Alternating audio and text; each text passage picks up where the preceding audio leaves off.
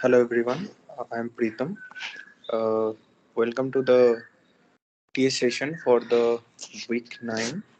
So mainly in this session, I'll try to cover whatever assignment you have been given for this week. So I hope my voice I'm audible properly.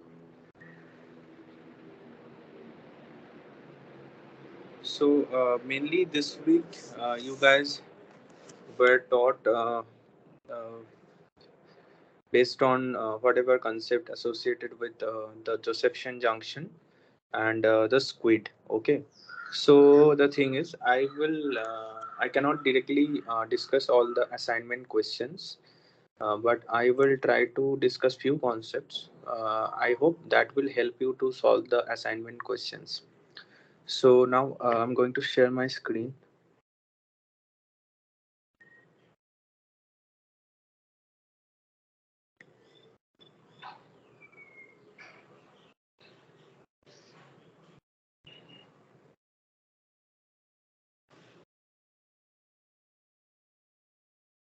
Yeah, so first, what is Josephson junction?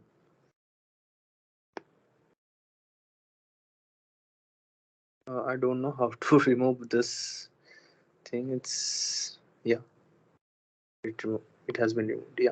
So first, we need to understand what is Josephson junction. Okay. So let's say you have two superconductors.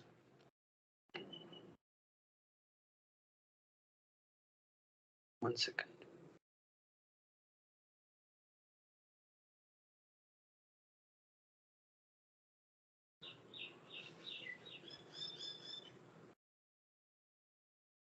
You have two superconductors. Okay.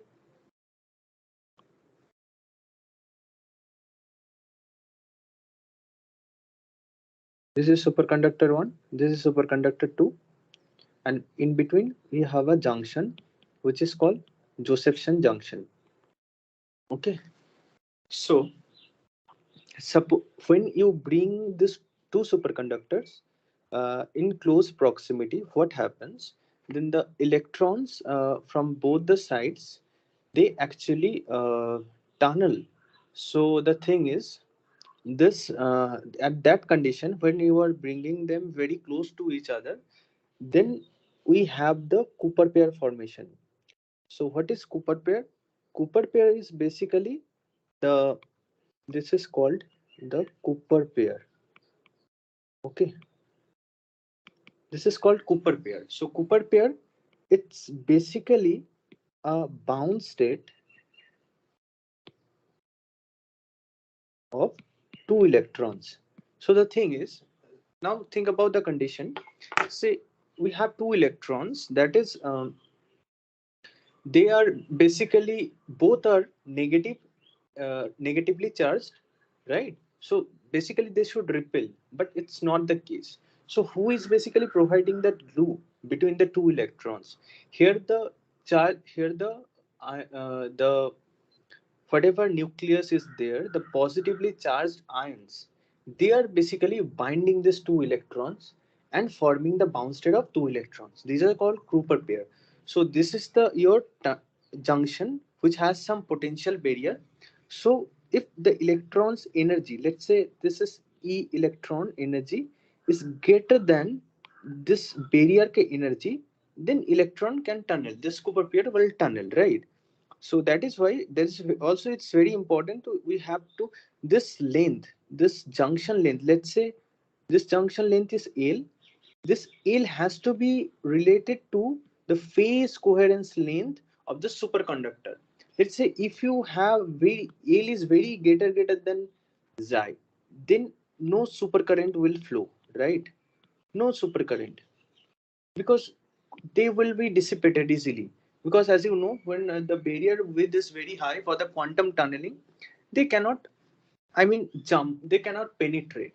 When it is only possible when it is very small within their phase coherence length of the superconductor. So this Cooper pair basically tunnels through the junction and we have a dissipationless current, right? That is called the supercurrent. So we have two equations for the Josephson junction. So basically, the supercurrent between the superconductor is defined as Is, which is equals to Ic times sine del phi. Here, Ic basically stands for the critical current of the superconductor. This is basically the maximum current that can flow through a junction, and del phi is basically the phase difference between two superconductors. Let's say we have a phase associated with superconductor phi 1 and with sorry, one second. Yeah, associated with S2, the phase is phi 2. Then basically del phi will be mine phi 1 minus phi 2. So here we are not applying any voltage. Okay, it's completely no voltage has been built up here. Why? Because it's completely dissipationless, right? That's how it's moving. The energy, that is why it's dissipationless. I will try to explain in my next slides. So that will mostly, if you carefully go through whatever I have designed here or made, you will be able to solve most of the questions. Okay, for that you need to understand properly. So if you have any question any point of time, you can stop me or you can ask me later also. So please feel free to ask the questions. Okay, so this is your phase difference. So see, here it's time independent, right? So as long as phi is time independent, so i's will be also time independent, because I is directly related to the phase difference. So here phase difference is constant, that is why supercurrent is also constant. Okay, and this is your wave function. So one more thing, we can define a superconductor by single wave equation. It's kind of a macroscopic picture. Though you know electrons, these are things very quantum phenomena, right? In the macroscopic microscopic region, we basically see this phenomena. But for this is the beauty of the Josephson effect, you can say, or the superconductor. So you can define the whole superconductor by single wave function, which is associated with a single phase. Okay, so now next is the as I already mentioned, key phase coherence is very important for the flow of supercurrent. Okay, so this is your IV characteristics for the Josephson junction. So here you can see it's non-linear, right? It's not changing with time. Let me see one second.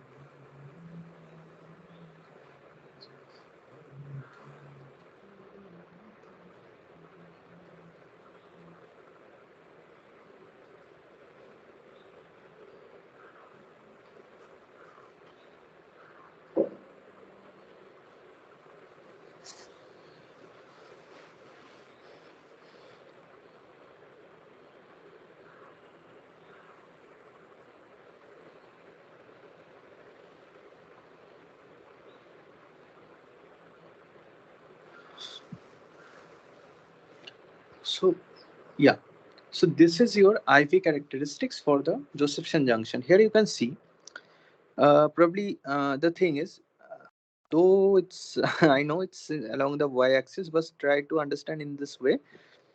Ki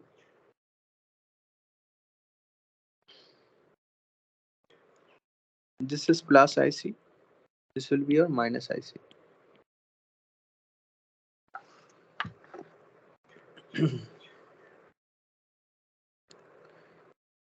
So as you can see, ki, till this point we are not here, no voltage is developing.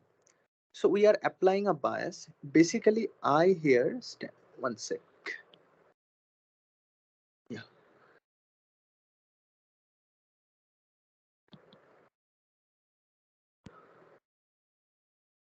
I is your external bias. Okay. I is the external bias that we are applying.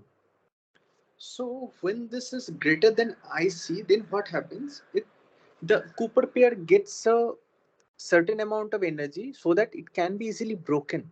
I mean, it's more than the binding energy of the Cooper pair, because after all, it's a bound state, right?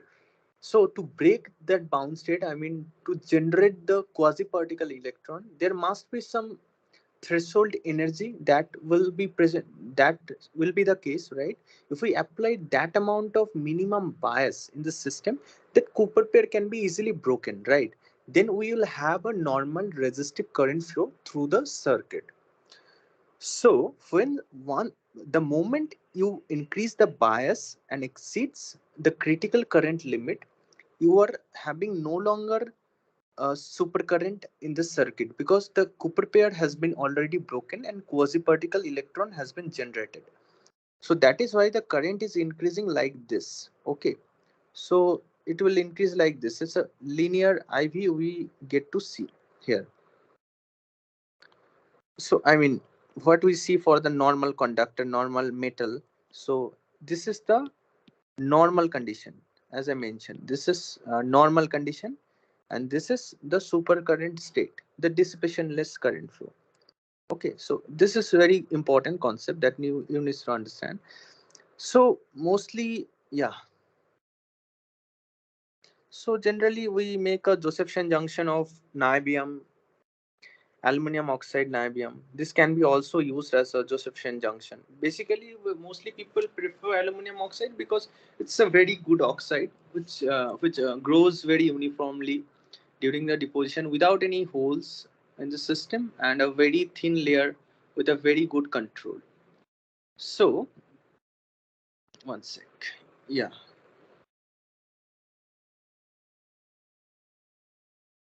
So now, suppose this is the DC. This is called the DC Josephson effect. There are two effects uh, in support of the Josephson effect.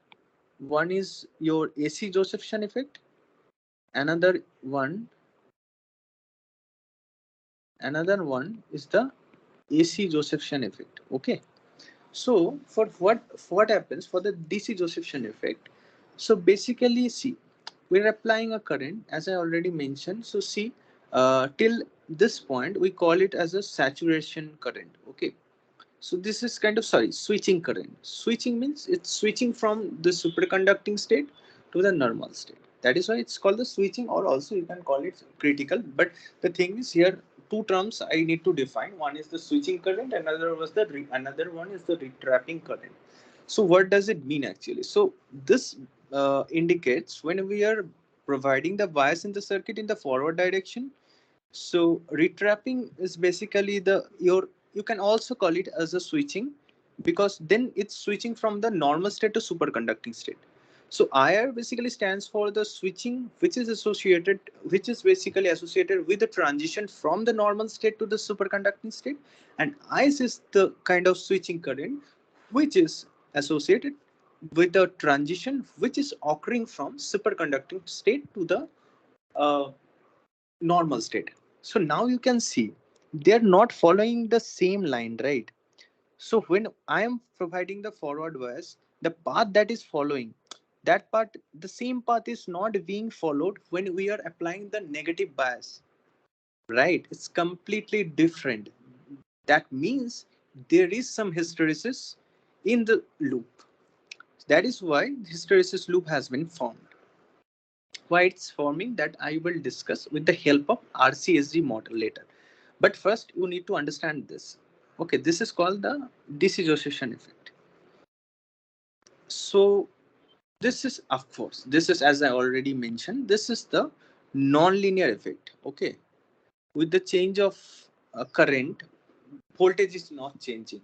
So that is why it's kind of non-linear in the junction. So this is the transition between zero resistance state to the final resistance state. So now we need to understand what is happening at the junction. This is very important concept. I mean, this is called the phenomena called undrift reflection. One second. Let me choose. Check. Yeah.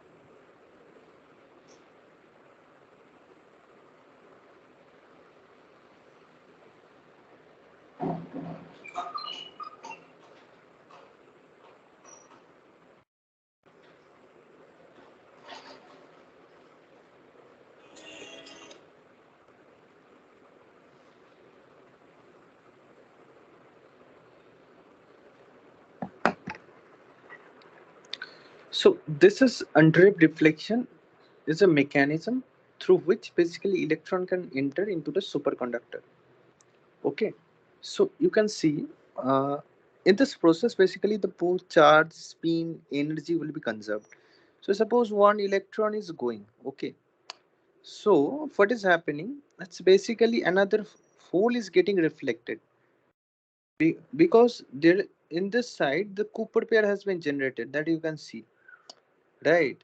So because this Cooper pair contains a charge of -2e, so another hole has to be reflected so that the charge get conserved in this process. Energy of the Cooper pair is basically zero because you can see, if you see this, if you consider this to be the base level at which is sitting at energy 0, then the another electron is sitting at plus e, and the hole is getting deflected, which is having an energy -e with respect to the reference. So that is why Cooper pin energy is 0, and we are getting a dissipation less current here. So energy of the potential barrier, let's say this is basically the superconducting gap. So if an electron with the energy E less than delta, they cannot tunnel. We cannot have the super current, right? So this is kind of full quantum mechanical description. So this is called the Andreev bound state we are getting here. So condition for formation of a bound state. So it's basically the total phase, which one sec. Yeah. So what is the condition for the formation of a bound state? So this is your 1D picture. So total phase occurred during the one cycle is multiple of 2 pi. Okay. So this is the phase associated with the superconductor 2. As I mentioned, this is the phase associated with superconductor 1. So this is the phase difference. And also, if the wave vector associated with k and e, it's basically k and k whole. It's like K minus K in L minus 2 inverse. There's a calculation basically. So it will be equal to 2 pi n. Okay, this is equals to 2 pi n. So now if we have a short junction, okay, very short junction, then basically this term vanishes. Then what we are having, E plus minus equals to plus minus delta cos phi by 2. This is the energy of the Andreev bound state. So plus basically indicates for the electron and minus basically indicates for the hole. Okay, so this is a kind of like SNS junction. So there are three types of junction. I forgot to mention. So one will be your SIS, another one will be your NS, another one will be SCS. So what does it mean actually? So SIS junction means when we are having an insulator between two superconductor, and SNS suggests when we are having two superconductor, sorry, a normal metal in between two superconductor, and SCS means when we are having a constriction. That is basically kind of equivalent to the bridge, a small bridge which is basically connecting two superconductors. Okay, so this is your SNS junction, so which is confined by the superconducting gap, let's say by two sides of the order of delta. So electron will form the Andreev bound state, which goes like electron goes like into the hole, and Cooper pair transfer from L to R in one cycle. Okay, and also phase coordinates, the del phi is maintained. So energy is dependent basically here on del phi, and current can flow without dissipation. So this formula you need to remember for the bound state energy. So wave function for of both the sides are getting overlapped, right? When they are coming in close proximity, only then they will start overlapping to each other, and the Cooper pair has been formed, and they can easily tunnel because of the overlap of the wave function. So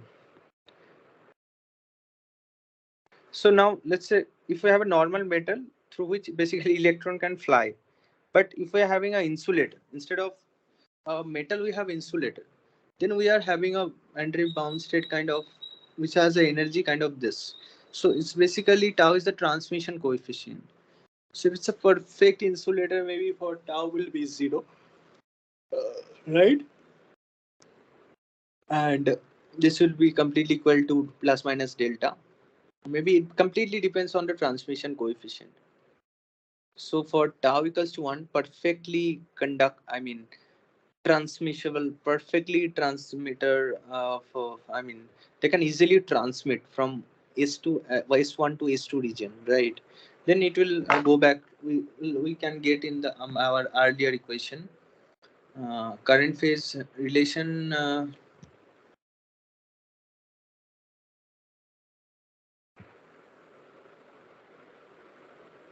This is the current phase relation.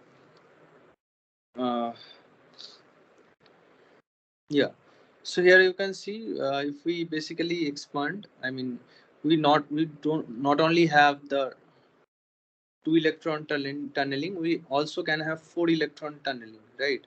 So basically two Cooper pair is tunneling. Two electron means when we are having the first harmonic, that corresponds to one Cooper pair tunneling.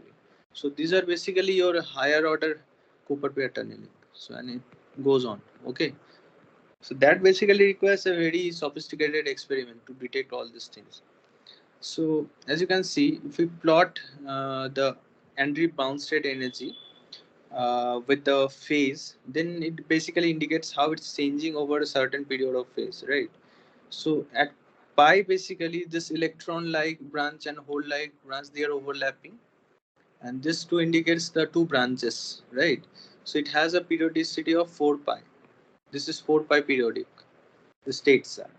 So we can also observe higher order Josephson junction in specially designed experiment, as I mentioned. So now we can have another scenario. This is kind of advanced topic, but it's better to know about this thing at this stage, so that in future also you will be aware of this thing. So suppose if we take the Andrick bound state, okay, and if it's forbidden to go from lower ones to the upper or the vice versa, let's say. So over this point, as you can, as it already mentioned, I'll mention a different color. Okay. So as I mentioned with mentioning with yellow color, you can see this is the crossover point, right? So what is happening at this point? It will stay in that branch. So we'll have a period which becomes from 2 pi to 4 pi. So basically, what protects this transition is the Majorana fermion. So it's a very important thing. So this Majorana fermion is a fermion which is protecting this transition from one branch to another branch.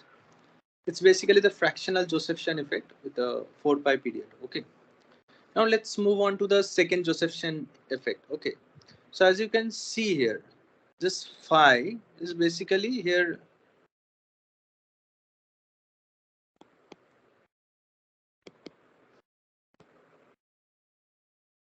So this phi is basically here. It's not no longer constant. It's a function of time. Why? Because we are applying a voltage. You can see. So this is the applied voltage. This is applied externally. Okay.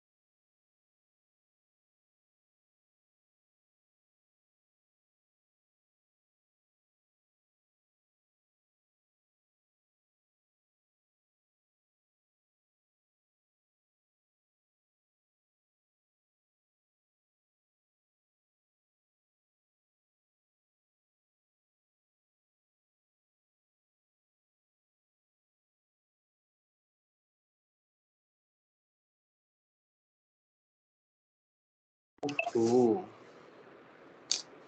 I got muted accidentally. Yeah.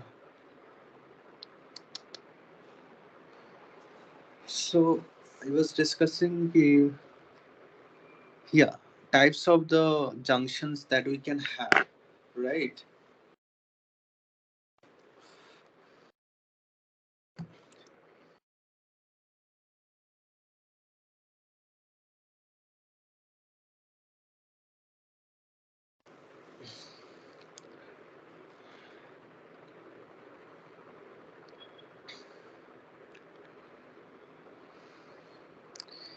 Yeah. So this is confined. 1 second.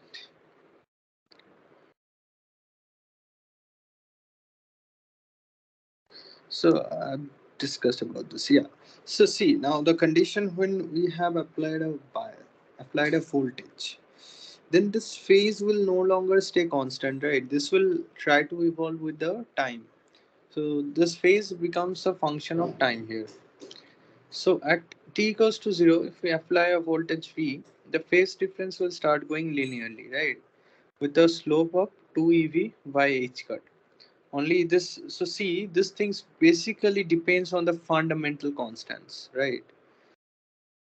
So you can either take aluminum junction, graphene junction, nanotube junction, whatever. Always the same evolution of the phase. So this is the beauty. This is the, that is why the Josephson junction effect is remarkable, right? So it only depends on the fundamental constant. No matter what material you are using for the junction, right? Right. So Josephson junction is simply a resistor above IC. Simple normal resistor. This is a normal metal above this critical current value. So now we have, let's say, under a finite voltage V, we have a AC supercurrent. So now this current is no longer constant. It will start oscillating with the time because as the phase is a function of time. So this is how it will evolve with time. So this is very small to see, right? This current will be very small until and unless we apply a radio frequency voltage, which frequency is basically of the order of gigahertz. That's why it's radio frequency, right?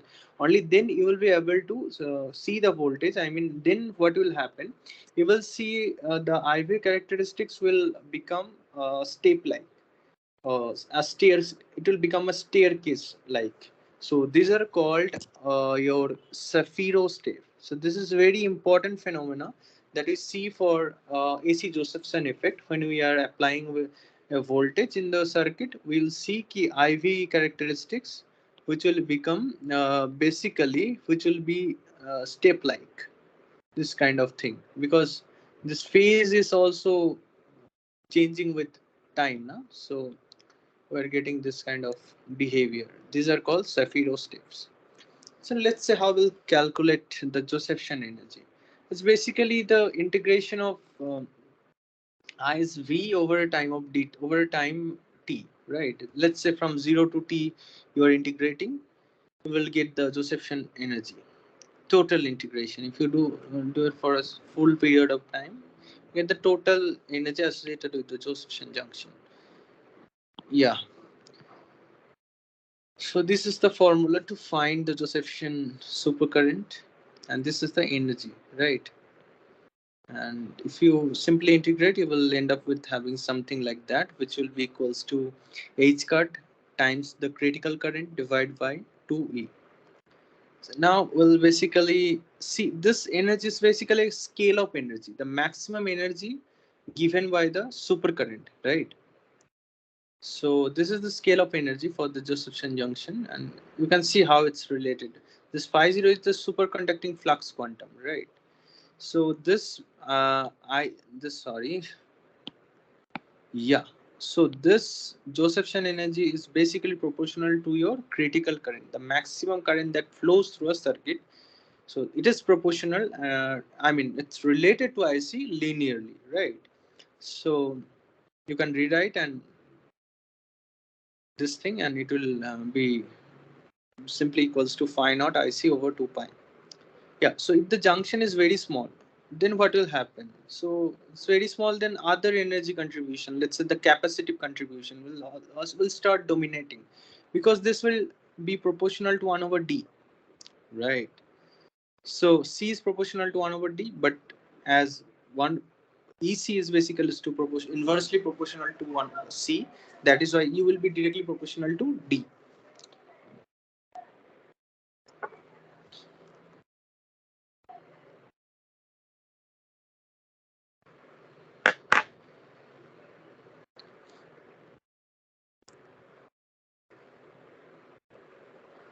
When the CG will be higher, CG will be higher when the D will be very small, right? CG will be higher means oh, small junction. The capacitive effect. Yeah. So this is the modified Hamiltonian. You can write in this way. Here basically N is indicates the number of Cooper pairs, and 4 is comes because of charge of twice electron. Okay. So now, as I already told Ki, I'll describe how this is happening. I mean that hysteretic behavior, right? As I already mentioned, why it is like that.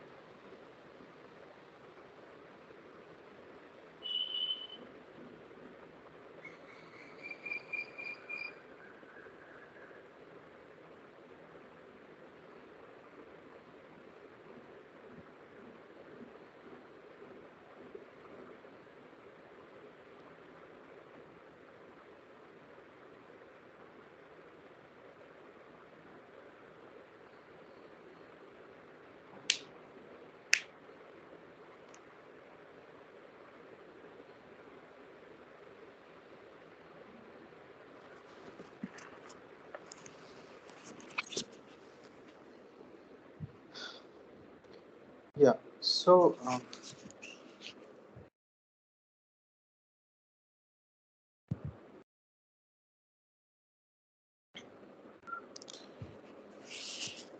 as I mentioned, this thing can be easily explained. All these things.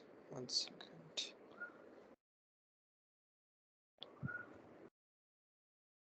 So the thing is, going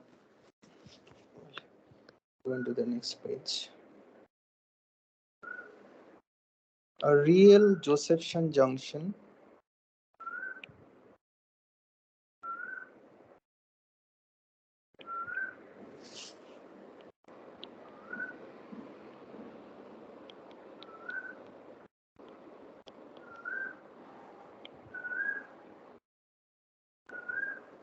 will always have some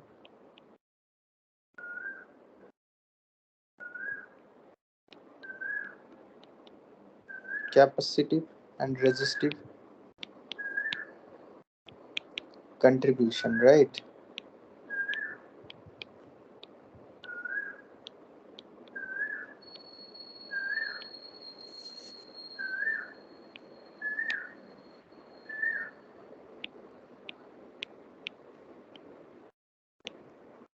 We can't have simply IC in the circuit.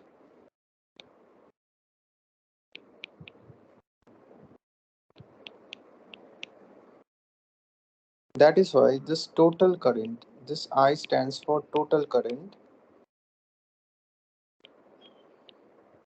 This total current basically is the contribution from all the individual currents. So one is from the supercurrent part. So let's say I'll call it as IS. Okay. Another part is from IR. Another one is from the capacity. This is basically the displacement current, you can call it.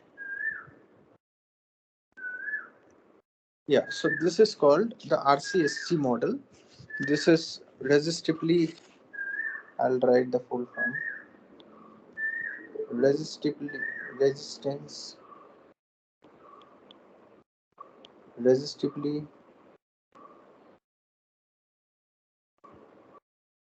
capacitive,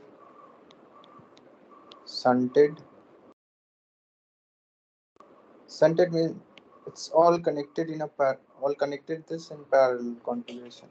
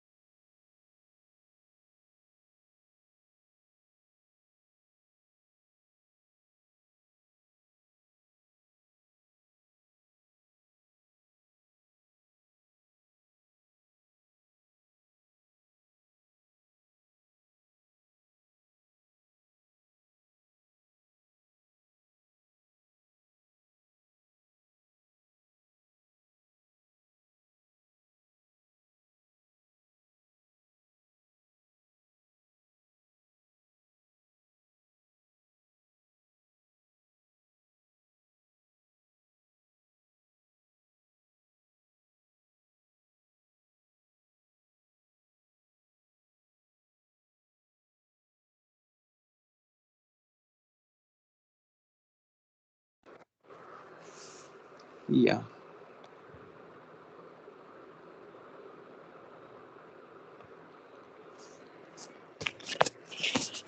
So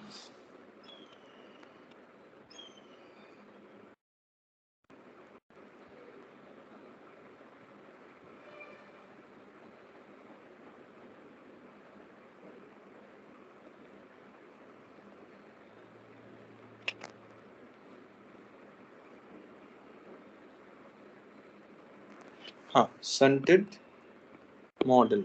Okay. This is called RCSG model.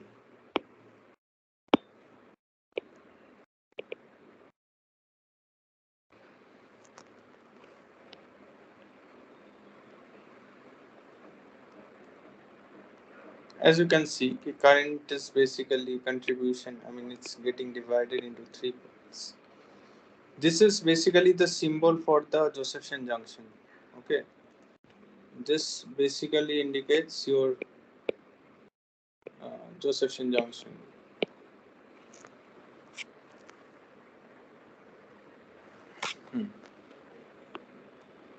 So,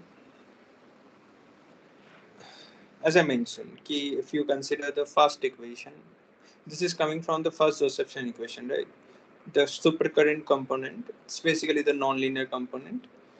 It's coming from the first equation, so that is equals to IC sine phi, and IR means see, I'll do this thing so that becomes clear for you guys. So see, this is the resistive component, right? So what will be the case? It will be simply V over R, right? So from the second Josephson equation, what do you know? So 2 EVR is basically your del phi del t, right? So if you convert this thing, right, that is your Josephson equation 2. Let me check once. Yeah, so 2 EV by H car del phi del t, and your yeah, this is V equals to IR, so 2 EV, sorry, this will be H cut, this will be H cut, sorry, yeah, this will be H cut. Okay, so if we convert, if we rewrite the expression in terms of, I mean, only for the voltage, it will be like this. So H cut over 2E del phi del t, right? So it will become like this, 2ER d phi dt. Now the capacitive contribution, that current, okay. So as you know, the capacity, I mean the charge that is stored in a capacitor, that is basically C times V. C is the capacitance of the capacitor. So if you want to calculate the current, you simply need to take the first derivative of the charge. So that is dq dt, right? So it will become capacitance. It's just a function of consider for the time. It's a function of thickness, not a function of time. It's not changing over time. So the voltage, that will only change over the time. So this becomes dv dt, right? So we simply need to take the double derivative, okay? d2 phi dt square. Okay, now let me check with that. Okay, we got the same thing. So this is the displacement current.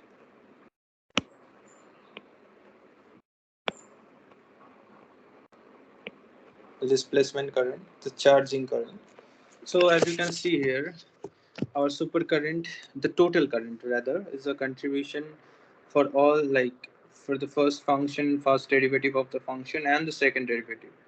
So basically, if you carefully see or rearrange the equation, we'll simply get something like this.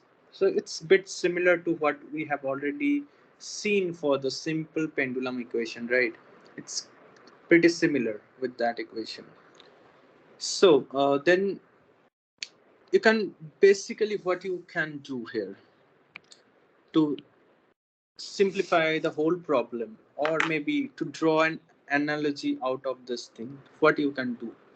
So basically the phase drop across the junction will be equivalent to the mass of the particle, or maybe the pendulum that we are dealing for the classical problem, right? That will be equivalent to that. So it's basically, you can consider the particle in a washboard potential, right? So I is your external bias.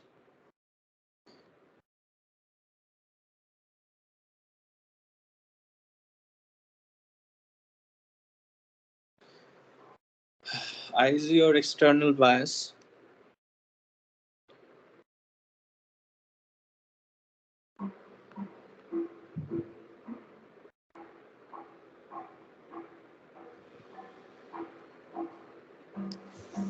So it's let's say this is the potential profile. Okay, this is your potential profile ux, how it's changing. So consider this as a phase of the particle.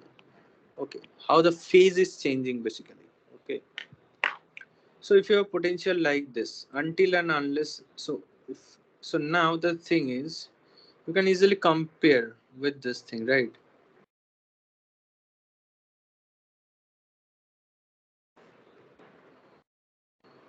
So here basically mass is proportional to c, eta is proportional to 1 over r, and your force is proportional to the external bias, right? That is clear from here.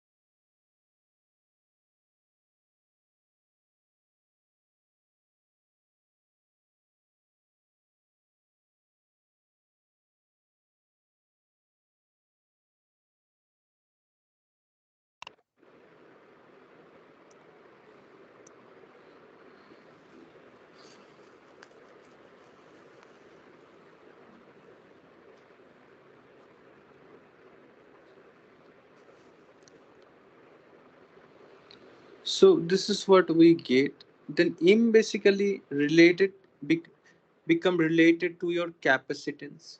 The friction coefficient of the medium becomes related inversely to the resistance, and the force, as usual it should be, becomes related to the external bias, right?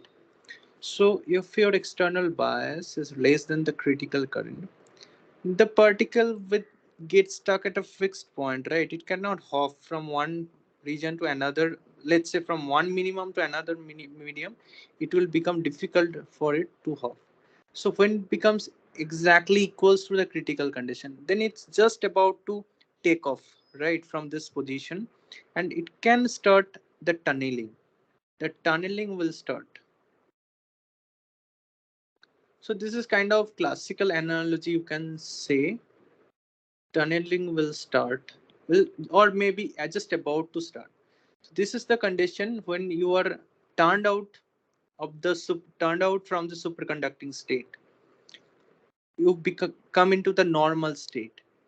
Then it will just come here from here, and easily it can hop from one potential region to another potential region, right? It can easily hop because it has crossed that barrier potential curve with height. So it becomes easier for it. So suppose we have two condition here. One is called the overdamped Joseph condition. It's very important to know. Another one is underdamped condition. So there are two types of Josephson junction we deal with. One is the overdamped Josephson junction. Another one is the underdamped. So if we don't see any hysteresis behavior in the IV characteristics of the Josephson junction, that is called the overdamped region. Okay. So like for the forward sweep, whatever path the phase, or rather the particle is following, the same path will be followed when we'll be retrapping the potential or bias, retrapping back the particle. So it will follow the same path. You can see there is no hysteresis, right? No hysteresis for the overdamped condition. So that means C is very small, right? The medium is very viscous, C is small, R is small. So if you just like tilt it back, I mean it will follow the same path. It doesn't have that much of inertia to just carry forward in a different way. Even after you are trying to stop it, I mean you are changing the bias, you are slowing it down. I mean you are putting some brake into the system. Even after that, it's just moving. It's not getting stopped at the same point from where it got accelerated at the earlier point of time, because of its momentum, because of its higher inertia. It cannot immediately stop after this. So that is the overdamped condition. Now, what is underdamped condition? It's like when you have a lot of inertia, I mean, C is very large, the medium is less viscous. Then, even after stopping, even after retrapping, it cannot immediately stop. It will just go on for a certain period, for some more time, right? It cannot be immediately stopped after the application or retrapping of that voltage. That is why we are having this hysteresis in the system, right? The ball is very heavy. So that's what it's related to the this these are the basics of the Josephson junction. So if you carefully go through this, you will be able to solve all the things, because the most of the concepts I have tried to clear through this session. So now next I'll move to the squid portion, how the squid has been formed and how it works. And just hold on for a few minutes. I'll just change the slides.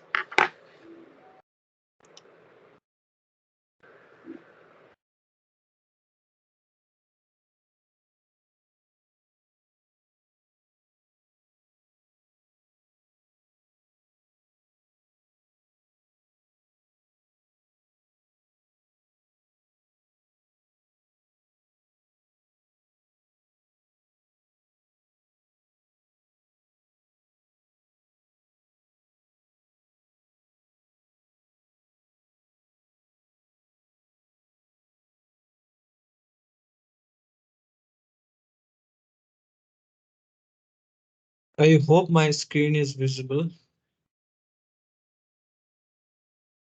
Yeah,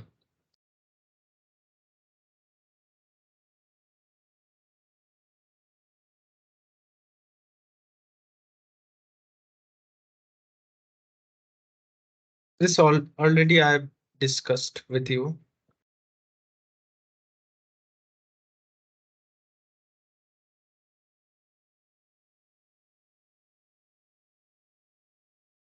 This is the RCSG model I've discussed, and this I've also discussed. Okay. Okay, good. So, what do we basically mean by SQUID? It's basically the superconducting quantum interference device, in short, SQUID. So, of course, we need to apply some magnetic field for this to see the effect. So, consider a superconducting device whose properties will illustrate the coherence of the electron pair. Let me turn on the, there's a pointer, yeah. I hope it's visible, right? So, yeah, throughout a semiconductor and the effect of weak links on the coherent wave, right? This device is called the superconducting interference device, or in short, SQUID. You can see how the ring has been formed with the two weak links. So here the X and W are the weak links. And now let's consider this equation L times mod I equals to phi A. Okay. So this presence of weak links will have two effects. So first one is when they have a less small, very small critical current IC. So any circulating current must be less than this value. Consequently, unless the BA applied field is very small, not enough current can circulate.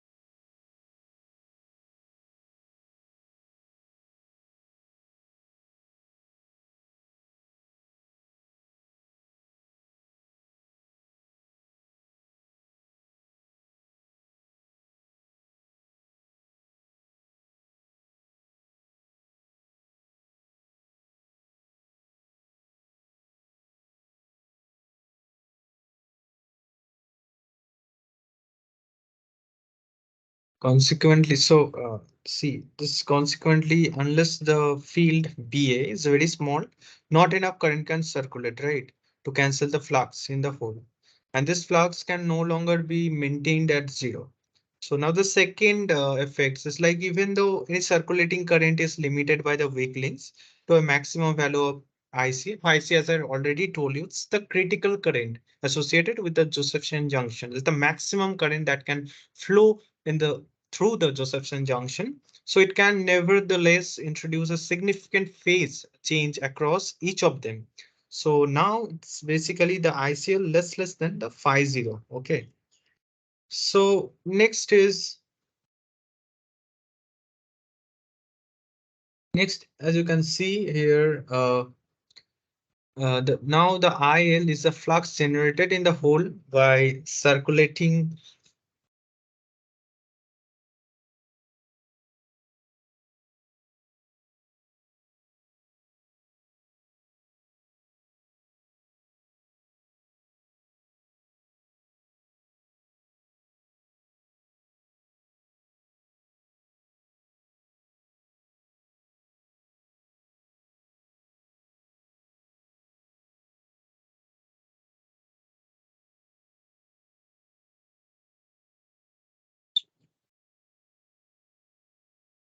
So now this IL is the flux, right? That is generated in the hole by circulating current. So the presence of the weak links means that an induced circulating current cannot generate even one fluxon.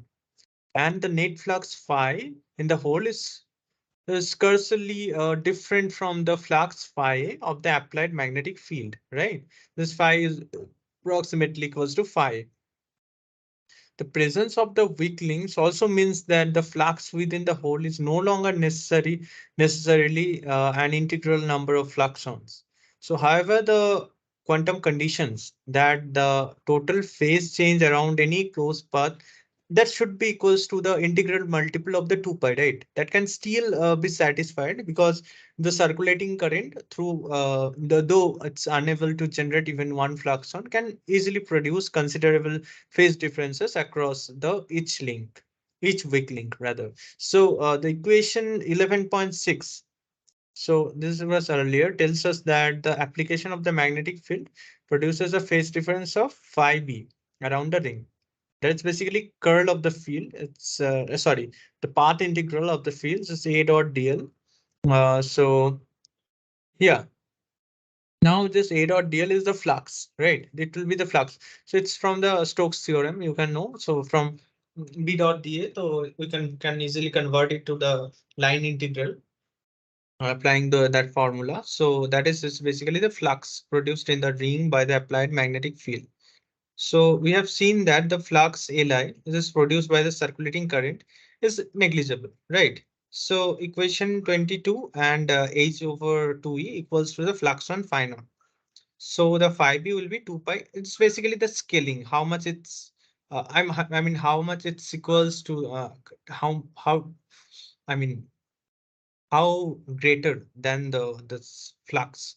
It's basically phi by phi naught. So when a magnetic field is applied to the superconducting ring, it's the effect on the electron pair wave is to produce a phase change around the ring, which is proportional to the flux of the applied field, as shown is the earlier figure. So, for example, the flux density B1, whatever we have in the system of the applied field is such that the flux trading the ring is phi 1. Okay. Thanks. The phase changes produced around the ring is del phi of B1. This becomes a function of B1 now. So in general, the strength of the applied magnetic field will not be such as to produce an integral number of fluxons in the hole, and the resulting phase change will not equal a multiple of 2 pi. However, the phase change around any closed superconducting circuit must change an equal must equal an integral multiple of 2 pi. A current I therefore circulates down the ring of such a strain that additional phase difference to del phi I it produces the two weak links bring the total phase change around the circuit to a multiple of 2 pi, right? So now we can easily conclude, like we can easily add up this thing that will give a multiple of 2 pi. So phi v plus 2 delta of phi I equals to 2 pi n, right? But in an applied magnetic field producing a flux phi 1, so there are two possible circulating currents which could make the total phase change around the ring and integral multiple of 2 pi. So current of magnitude this I plus. So you can see the picture, right? So this is the figure. This figure basically indicates the effect of magnetic field on the squid with the two weak links. Having satisfied the condition LIC less than or equals to phi naught. Okay. So basically this figure one, figure A, the phase change around the ring due to the magnetic field. You can see how it's changing linearly with the phase, right? And B is basically the circulating current I in the absence of measuring current. And C is the critical current IC. You can see the behavior, how it's changing. This will give you the idea.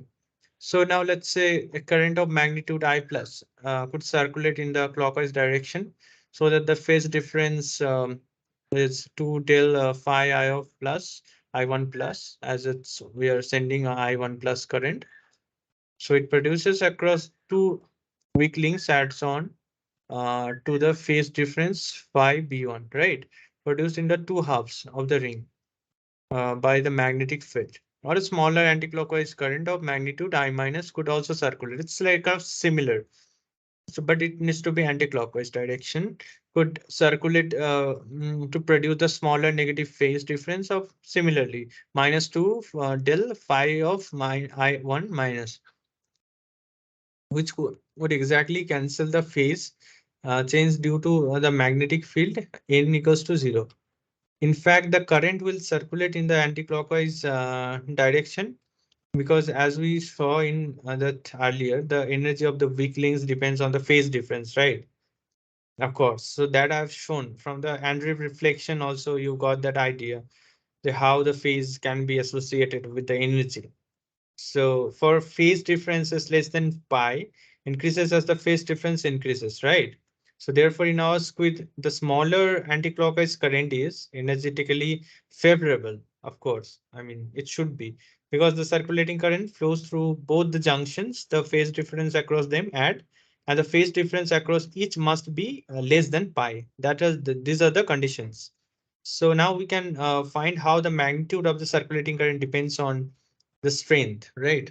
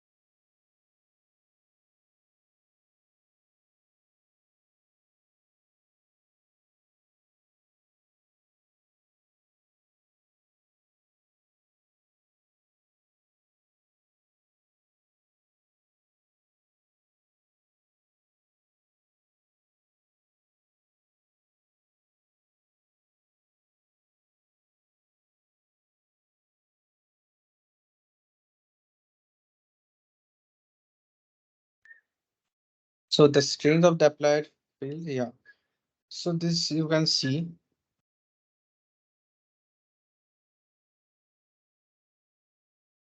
for the phase difference across the weak links to cancel the phase difference due to magnetic field. And now if we substitute the values of phi b and phi minus I from the earlier equations, we obtain the strength of the circulating current. You can see the I minus is equals to the mod of the magnitude of the current is equals to the critical current times the sine of uh, phi a by phi naught, right?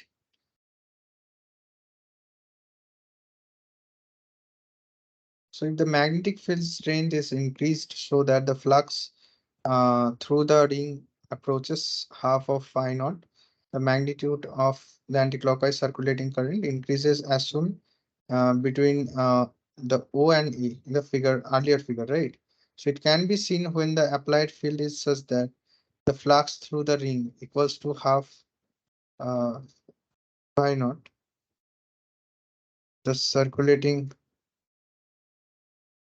yeah, the current circulating current reaches the critical current IC of the weak links. So at this field, strength of the links go normal and the circulating currents dies anyway.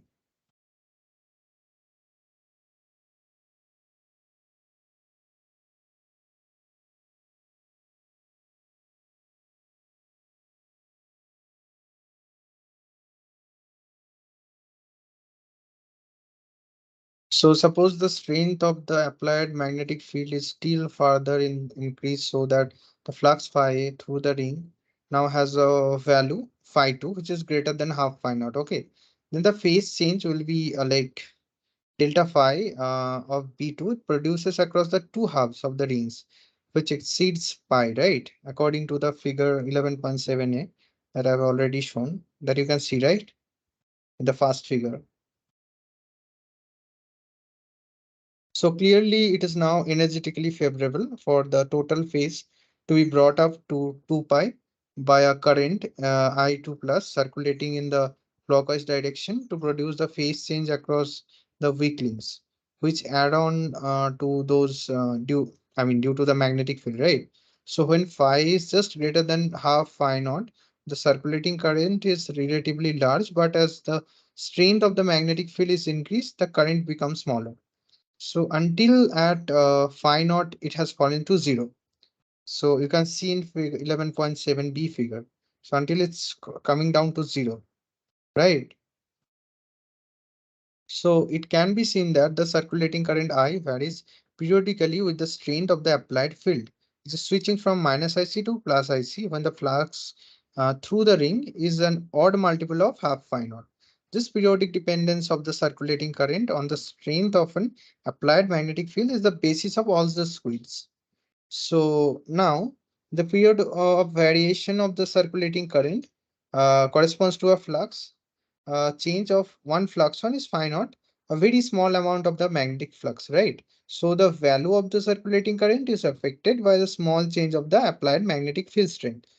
So just carefully look into the figure. Now, if we could detect changes in the circulating current, we should therefore be able to detect very small changes in the strength of applied field.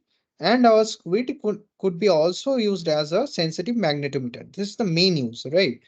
As we shall now see, detect changes in the circulating current by passing a current I across the ring between two arms Y and Z. So as shown in the figure 11.8, the squid geometry you can see. So we shall call I as the measuring current here.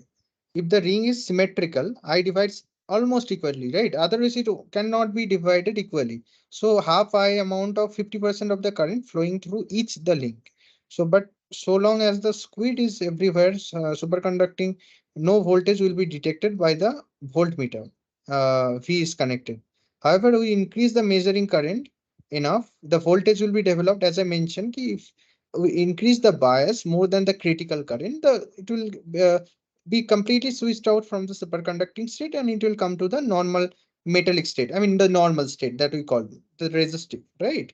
So it can be seen that current I minus half I flows across one link and a larger current I plus half I across the other. And it might be thought as a critical measuring current must be at which raises I plus half I to the critical value IC of the weak link through which it flows. That is that the critical measuring current would be 2IC minus I. However, this is not the necessarily true. In general, it becomes impossible.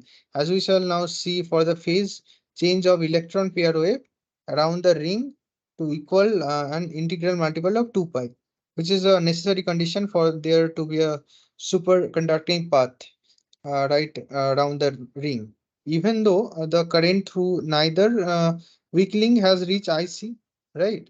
So that is to say a voltage appears across the ring at a measuring current IC less than 2 times IC minus I. This is an excellent example of the fundamental importance of the coherence of the electron pair wave in a superconductor. Now we find the value of the critical measuring current and how it depends on the strength of the magnetic field. So let's say A and alpha and beta with the phase changes produced by the currents flowing across the two weak links, right? We must remember our sign convention. The clockwise direction will be considered as positive, and positive phase difference is an increase in the phase angle in a clockwise direction around the ring. And let the phi b be the total phase produced by the applied magnetic field around the top and bottom halves of the ring. If the ring is superconducting, a plus b plus phi b will be a multiple of integer multiple of 2 pi, right? Equation 11.23. Let's go back to this. So basically this equation. So gives the phi b in terms of the flux phi, right? Enclosed by the ring. So if we can easily substitute the value, we'll end up having something like this. So this relation must always be satisfied if there is to be superconductivity everywhere around the ring. The magnitude of alpha and beta depend on the total current passing through the weak links. So the current I is fed through the ring. The circulating current I adjusts itself so that the phase condition is still satisfied. In the absence of the measuring current I, the phase difference across the two weak links are equal because the same current I flows through each. So 11 point this equation from the above equation, we see that in the case alpha equals to beta, which is equals to pi of n minus phi naught. But when we pass current I, alpha and beta no longer equal because the current through X is now I minus half phi and through W it's now I plus half phi, right? Since alpha plus beta must remain constant, the decrease of alpha must be equal to the increase in the beta. So let us write when we are measuring current I, which is passed from Y to Z, it will be like this, okay? So these are the simple equations. So ultimately what we are having if we do some kind of calculations. So therefore, the critical measuring current is you simply need to put all the equations here. So you will end up having something like this.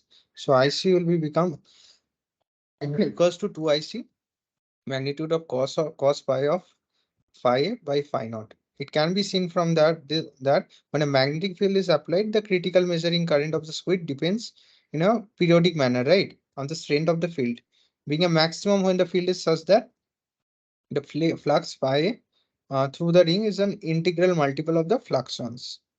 So this is the very important concepts that you need to understand first. So if you carefully understood all these things, so you can it can be easily you can solve all the questions related to this. I hope mostly I have cleared all the doubts. There are common doubts for the associated, or, related to the Josephson junction and the squids. So you should go through all the slides once. I think you will be able to solve all the questions. So, okay, thank you for the attention and I'll meet you in the next week then.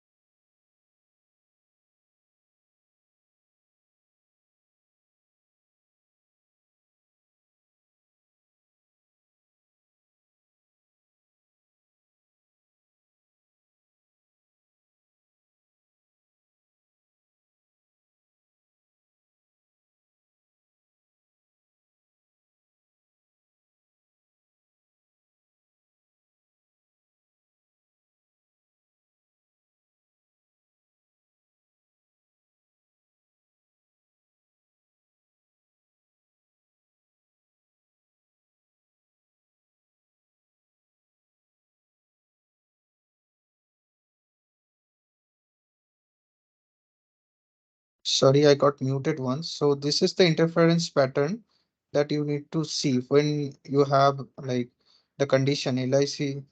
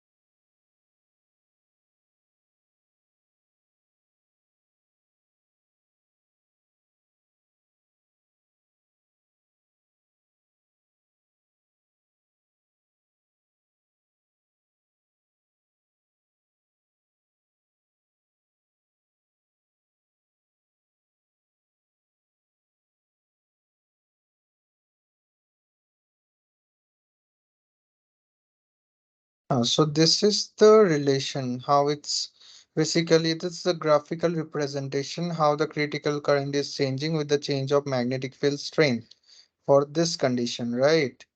So I hope if you understand all these things, if you just go through all the slides one, update I'll update it in the website and you'll be able to solve all the questions. So okay, bye for today and I'll meet you next week.